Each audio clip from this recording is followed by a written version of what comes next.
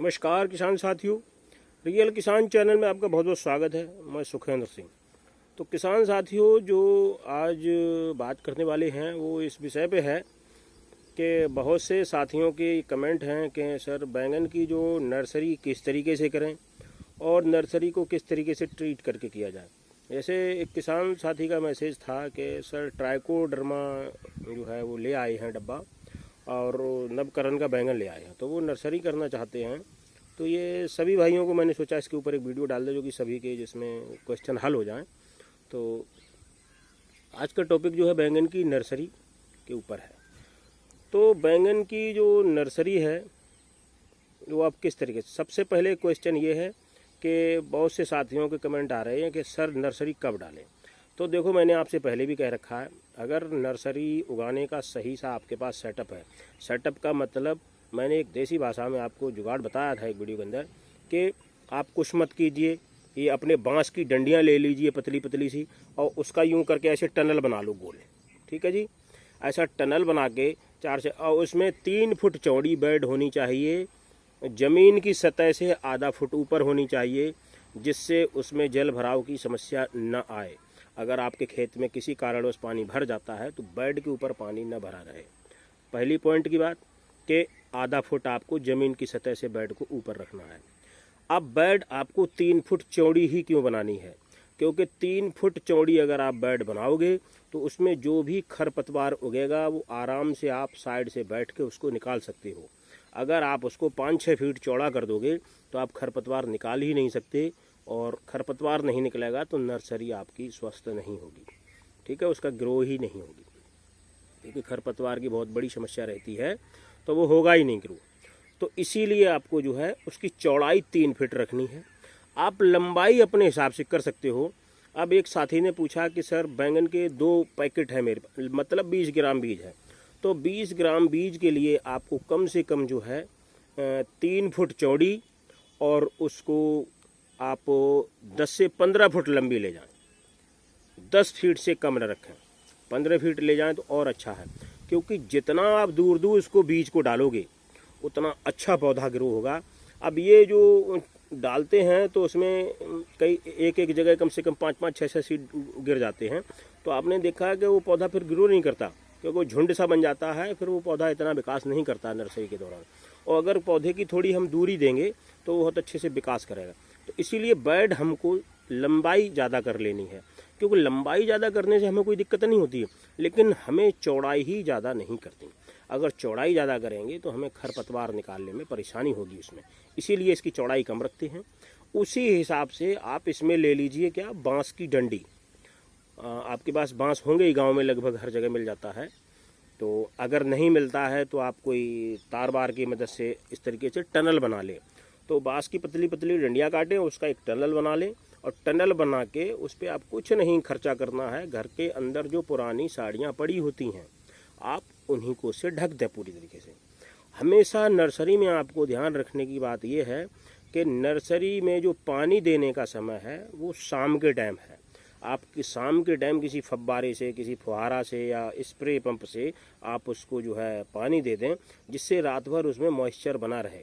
कभी आप सुबह के टाइम पानी न दें, क्योंकि सुबह के टाइम गर्मी की सीज़न है तो सर्द गर्म लगेगा तो पौधे को नुकसान होगा, उसमें रोग भी आ जाते हैं, जैसे कि जड़ वगैरह गलने लगती है और ज़मीन से ऊपर देखा होगा तना जो है बैठ जाता है, वो गल जाता है, वो बिल्ट की निशानियाँ होती हैं। तो इसलिए आपको सुबह के टाइम पानी नर्सरी में नहीं देना। पहली बात तो ये है, शाम के टाइम ही आपको नर्सरी में पानी देना है, जिससे रात भर इसमें मॉइस्चर रहेगा तो ये बहुत अच्छे से ग्रो करेगी। दिन की धूप लगेगी तो अच्छा चलेगा। तो एक तो आपको ध्यान रखना। अब दूसरी बात आती है कि जब हम नर्सरी की मिट्टी तैयार करते हैं तो उसको हम ट्रीट कैसे करें। तो देखिए, ट्रीट करने के जो है थाइफिनॉइड मिथाइल आता है, आप उससे भी कर सकते हो, ये तो रासायनिक उपाय। लेकिन मैं कहता हूँ इसमें रासायनिक उपाय न करके आप देसी उपाय और जैविक उपाय ही करें, वो ज़्यादा बेस्ट है।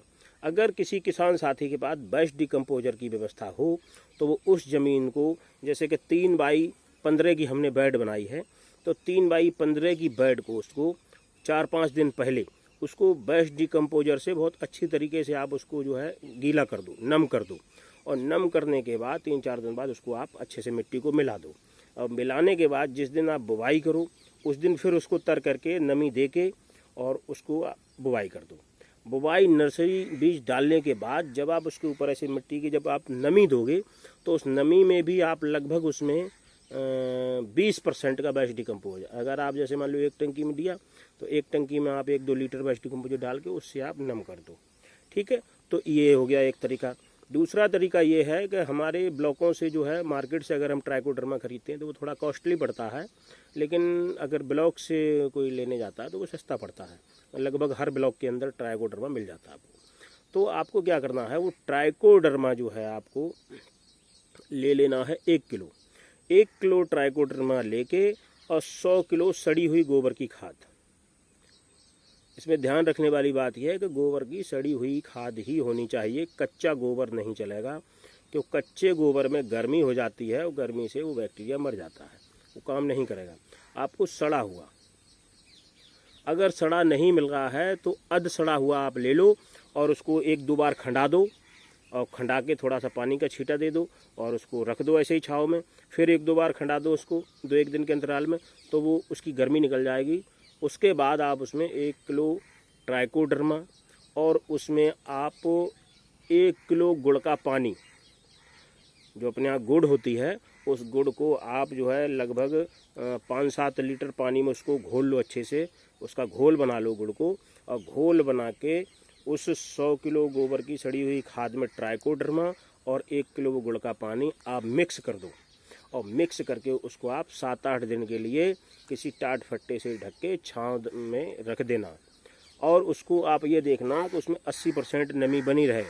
जब वो तैयार हो जाएगा 7-8 दिन बाद, तो उसी में से आपको लगभग 5-7 किलो वो निकाल लेना है और 5-7 किलो निकाल के जब आप बीज की रोपाई करते हो नर्सरी में, तो उस नर्सरी में उसको डाल के मिट्टी में मिक्स कर देना है। तो ये आपका हो गया ट्रीटेड। अब ये आपका ट्रीटेड हो गया। अब उसके बाद आपको क्या करना है, ट्रीटेड होने के बाद अब ये नर्सरी आपकी तैयार होगी। अब जब नर्सरी तैयार हो गई तो अब जब आप उखाड़ोगे तो आपको ध्यान रखने वाली बात यह है कि आपने नर्सरी का जब डाली थी तो ज़मीन भी आपने ट्राइकोडर्मा से ट्रीटेड की थी और बीज भी ट्राइकोडर्मा में ही ट्रीट करना है। बीज को रख लेना है किसी में, थोड़ा सा पानी का छींटा देना है और उसमें ट्राइकोडर्मा का पाउडर डाल के और अच्छे से उसको मिक्स करके और छाँव में थोड़ा सा इसको सुखा लेना है। छाँव में सुखाना है, इसमें धूप नहीं दिखानी है, छाँव में सुखा लेना है और सुखाने के बाद फिर इसमें आप बुवाई कर दो। तो आपने ज़मीन भी ट्राइकोडर्मा से ट्रीट कर ली और आपने बीज भी ट्राइकोडर्मा से ट्रीट कर लिया, ये दोनों ट्रीट हो गए। अब आप जब खेत में रोपाई के लिए नर्सरी को उखाड़ोगे तो उस समय भी आपको जड़ों को भी ट्राइकोडर्मा में ही ट्रीट करना है, क्योंकि ज़्यादातर क्या है, ये टेक्निकल विषय भी है। क्यों, अब गड़बड़ कहाँ होती है नर्सरी में कि हमने कोई चीज़ तो रसायन से ट्रीट कर दी, किसी चीज़ को फिर हम उसको उसी पौधे को जो है जैविक में ट्रीट कर रहे हैं, तो ये मिस बैलेंस हो जाता है और ये फार्मूला हमारा फेल हो जाता है। फिर हम कहते हैं जी हमने पौधों की जड़ें तो जैविक में ट्रीट की हैं, ये असर क्यों नहीं हुआ, फिर भी रोग आ गया। तो आपने जो बीज उपचार या भूमि उपचार किया वो रसायन से कर लिया और जड़ों का उपचार आपने जैविक कर दिया, या आपने जो है ज़मीन का शोधन तो आपने ऑर्गेनिक कर लिया और जब जड़ों की बात आई तो आपने उसको रसायन से ट्रीट कर दिया। तो ये मिस बैलेंस आपको नहीं करना है, आपको ट्रीट करना है तो एक से ही एंड तक करना है, वही फार्मूला कामयाब है। ये फार्मूला कामयाब नहीं है कि आपने जैसा चाहा जैसा वैसा, नहीं, ऐसा नहीं करना। यहीं पे आप नुकसान उठाते हो नर्सरी में, इसीलिए आप लोगों की स्वस्थ नर्सरियाँ नहीं हो पाती हैं, उसमें गलन वगैरह की समस्या आ ही जाती है। तो आपको ट्राइकोडर्मा में ही तो ज़मीन का शोधन, सॉइल ट्रीटमेंट करना है और आपको बीज का भी ट्रीट ट्राइकोडर्मा से ही करना है और फिर उसके बाद जब आप रोपाई के लिए इसको उखाड़ोगे तो उस समय आपको जड़ों का भी ट्रीटमेंट ट्राइकोडर्मा से ही करना है। फिर आपकी नर्सरी में कोई रोग नहीं आएगा। और अगर उसमें कोई भी दिक्कत आती है नर्सरी में, जब पौधा छोटा छोटा होता है तो उसमें कोई दिक्कत आ सकती है शायद, क्योंकि मौसम के हिसाब से फंगसें लगती रहती हैं। तो अगर कोई फंगस लगती भी है तो आप इसको जो है याद कर लेना, आप 1 लीटर ले लो छाछ, मट्ठा जिसको बोलते हैं, 1 लीटर मट्ठा और उसमें 4 चम्मच चूना, 4 चम्मच चूना हो गया और 10 ग्राम आपको हींग ले लेनी है। ठीक है जी, ये लस्सी ताज़ी होनी चाहिए, ये आपको ध्यान रखना। जो लस्सी मट्ठा है वो ताज़ा होना चाहिए, पुराना नहीं होना चाहिए, क्योंकि अगर ज़्यादा पुराना होगा तो वो एसिडिक हो जाता है ज़्यादा, तो इसलिए अभी हमारा पौधा कोमल है तो उसमें हानि कर सकता है। ठीक है, तो लस्सी आपको ताज़ी लेनी है, उसमें 4 चम्मच चूना लेना है पिसा हुआ, और आपको 10 ग्राम उसमें ले लेनी है हींग। इन सबको अच्छे से घोल बना के, जैसे जड़ों में कोई समस्या आती है या ज़्यादा नमी होने के कारण भी पौधे मर जाते हैं, उस सिचुएशन में आपको इसको स्प्रे दे देना है, तो वो सारी झंझट ही खत्म हो जाएगी, पौधा आपका ग्रो करने लगेगा। तो ये इन सब चीज़ों का अगर आप ध्यान रखोगे तो आपकी नर्सरी बहुत अच्छी होगी। अब बात आती है समय की। तो देखिए भाई, बैंगन की फसल कोई सीजनली फसल ऐसी नहीं है कि इसका प्रॉपर समय जनवरी में हो या फरवरी में हो या साल में जो है इसका निश्चित समय हो। ये साल भर की फसल होती है, और संकर किस्मों के बैंगन आप कभी भी लगा सकते हो। ये कोई एक सीजन का फ्रूट नहीं होता, ये साल भर फ्रूट देने वाला होता है। तो साल भर जो फ्रूट देता है उसका आप अपने सूटेबल के हिसाब से इसको कभी लगा सकते हो। आप कभी इसमें लेट नहीं होते, कभी कुछ नहीं होते। हाँ, ऐसा ज़रूर होता है कि मार्केट की सिचुएशन देख के हम इस टाइम लगा देते हैं कि जब हमारी फर्स्ट हार्वेस्टिंग हो तो उस टाइम अच्छा रेट मिल जाए। लेकिन मैं तो कहता हूँ कि अगर आप बैंगन की सब्जी वर्गी कोई भी आप अगर फसल लगाते हो तो आप 1 साल के रेशियो से लगाएं, आप सीजनली न लगाएं। अगर आपको लौकी करनी है तो आप 12 महीने लौकी ही करो, आपको प्रॉफिट होगा ही होगा। अगर आप बैंगन लगा रहे हो तो 12 महीने का बैंगन लगाओ, टमाटर लगा रहे हो तो 12 महीने की आप सीजन का टमाटर लगाओ। उसमें आपको इस तरीके से खेतों को डिवाइड कर लेना है कि एक ख़त्म की हार्वेस्टिंग ख़त्म, दूसरे की चालू, दूसरे की ख़त्म, तीसरे की चालू। यानी हमें साल के 12 महीने उस फ्रूट की खेती करनी है, जो भी हम खेती कर रहे हैं सब्जी वर्गी। तो आप इस चीज़ का रेशियो लगा के चलो कि साल में 3 से 4 महीने हर सब्जी का रेट डाउन होता ही होता है, चाहे कोई भी सब्जी हो। लेकिन साल के 8 महीने ऐसे होते हैं जिसमें बम्पर रेट मिलता है, और जब बम्पर रेट मिलता है तो वो किसान कभी लॉस में नहीं जाता है। जब वो एवरेज रेशियो लगाता है तो उसका बहुत हाई लेवल का एवरेज रेशियो लगता है। लेकिन जो किसान सीजनली करते हैं तो सीजनली आप लोगों को ध्यान रखना चाहिए कि हर क्षेत्र में हर जगह सीजनली सब्जियां लगभग लोकल के लोग कर ही लेते हैं।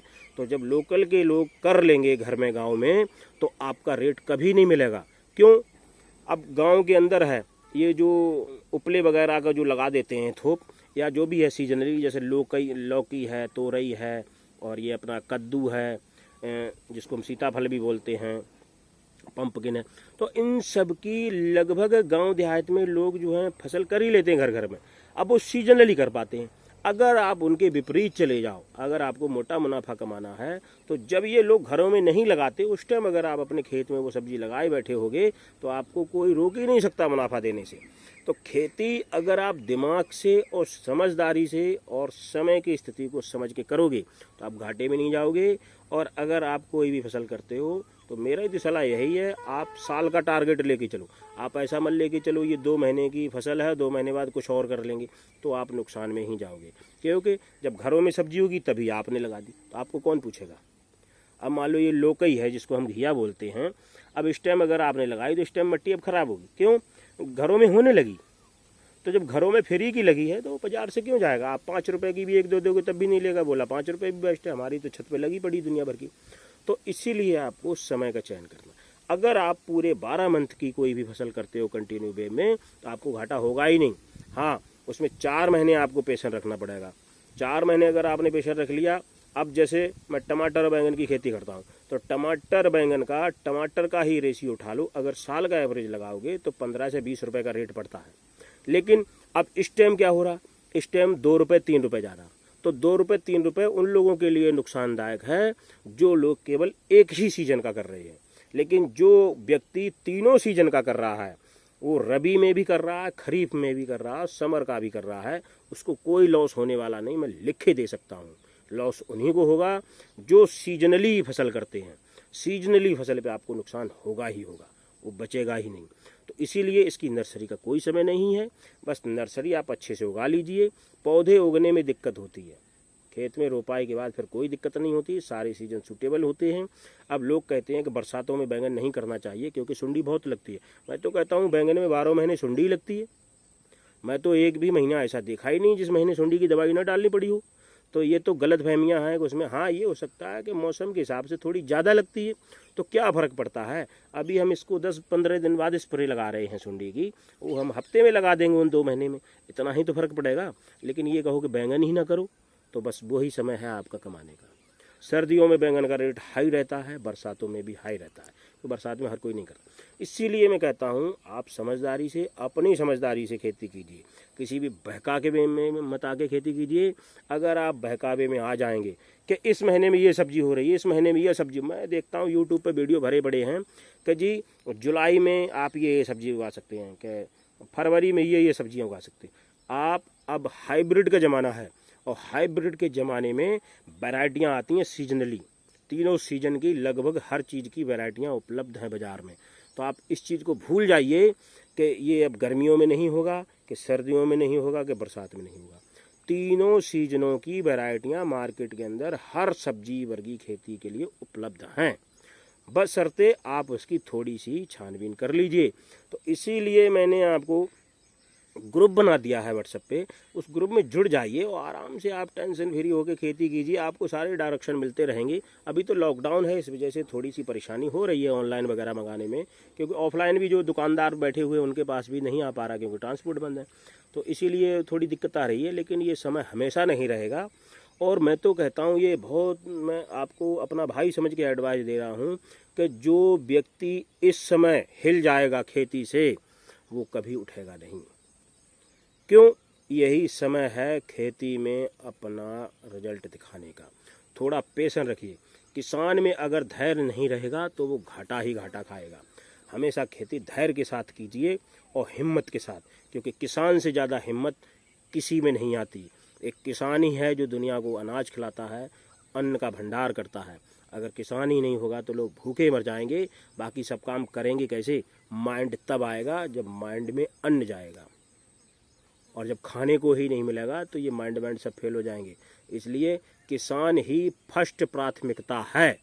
अगर किसान नहीं तो जीवन ही नहीं है, और जब जीवन ही नहीं होगा तो क्या देश और क्या विदेश, ये सब तब होगा जैसे आज कोरोना के लिए है कि जान है तो जहान है। तो इसीलिए अन्न है तभी जान और जहान है। अन्न ही नहीं होगा तो जान ही नहीं होगी। तो इसीलिए किसान ही भगवान है, और फर्स्ट प्राथमिकता किसान को ही मिलनी चाहिए। ये बुलंद आवाज़ करो। जैसे अभी ट्वीट पे ट्रेंड चला था, फर्स्ट रैंक पे गया किसान कर्ज माफ़ी के लिए। तो गवर्नमेंटें कारपोरेट घराने को तो बूस्ट देती हैं, लेकिन किसानों को बूस्ट नहीं देंगी। किसानों के रेट प्राइस कर देंगी अपने हिसाब से, और किसी हिसाब से करेगा। मैं आप लोगों से बार बार यही कहता हूँ, कोई गवर्नमेंट कभी किसानों की हितैषी नहीं हो सकती है। अगर कोई गवर्नमेंट हितैषी है तो वो किसान एक्ट हटा दे, किसानों का उपज का मूल्य किसानों को तय करने दे, तो समझ लो वो सरकार किसान की हितैषी है। और जिस दिन वो सरकार करेगी उस दिन समझ लेना सच्चे किसानों की साथ ही वही सरकार है। लेकिन ऐसा कोई करेगा नहीं। क्यों? सपोज करो आप एक जूता बनाने वाली कंपनी खुद में डिसाइड करती है कि हमारे इतनी लागत लगी, अब मार्केट में इतने का बेचेंगे, तो किसान क्यों नहीं तय कर सकता कि हमारे गेहूं में इतना खर्चा हुआ है, इससे कम हम नहीं बेचेंगे। तो इसमें गवर्नमेंट कौन होती है इसमें रेट फिक्स करने वाली? गवर्नमेंट हमें खर्चा दे रही है क्या इसका? या गवर्नमेंट हमें इसमें कुछ कर रही? कुछ नहीं कर रही है। गवर्नमेंट केवल लूट रही है किसानों से चारों तरफ से। और थोड़ी सी लॉलीपॉप किसानों को क्या मिल जाती है? किसान भावुकता के अंदर जी जाता है। 1000-2000 का लालच मिल गया और किसान उधर को उमड़ पड़ा। तो मेरा किसान साथियों से यही अनुरोध है कि किसानों का ही हर तरीके से दुरुपयोग हो रहा है। किसान प्रधान देश है और ट्रैक्टर पे टैक्स है। किसान प्रधान देश है और बीज पे ही टैक्स है। लेकिन BMW पे टैक्स कम है, ट्रैक्टर पे टैक्स ज़्यादा है। तो क्या ये कारपोरेट घराने वाले ट्रैक्टर चलाते हैं? ट्रैक्टर जो यंत्र है वो किसानों के लिए ही है, लेकिन उस पर ज़्यादा ब्याज लगता है, ज़्यादा टैक्स लगता है। BMW पे नहीं लगता है इतना। तो इसीलिए मैं कहता हूँ अपनी समझदारी ही अपनी कमाई है। तो इसलिए आप किसी के भरोसे मत रहिए। आप खुद में इतने सबल हो जाइए कि आपको किसी की ज़रूरत ही न पड़े। आप खुद में ही इतने सक्षम हो जाइए। और आज उन्नतशील किसान झंडा गाड़ रहे हैं, और ये गवर्नमेंट और ये नेता उनके तलबे चाट रहे हैं। उनके दरवाजे जाते हैं कि सर थोड़ा सा नाम हमारा भी ले दीजिए। और वो किसान ले देते हैं फिर बाद में, तो ये किसान की महानता है। तो किसान बड़प्पन नहीं अपना दिखाता है, लेकिन किसान ही है तो देश है, और देश है तो सब दुनिया है। इसीलिए ये बात आप हमेशा याद रखिए, अपनी समझदारी से खेती कीजिए, किसी के भरोसे मत बैठिए। वीडियो बहुत लंबा हो रहा है, तो टॉपिक था तो ये नर्सरी के विषय में था और किसान जागरूकता के विषय में भी था। तो आज का वीडियो यहीं समाप्त करते हैं। अगर हमारा वीडियो पसंद आया हो तो लाइक, शेयर एंड सब्सक्राइब जरूर करें। हम मिलते हैं किसान साथियों अगले वीडियो में। धन्यवाद, नमस्कार।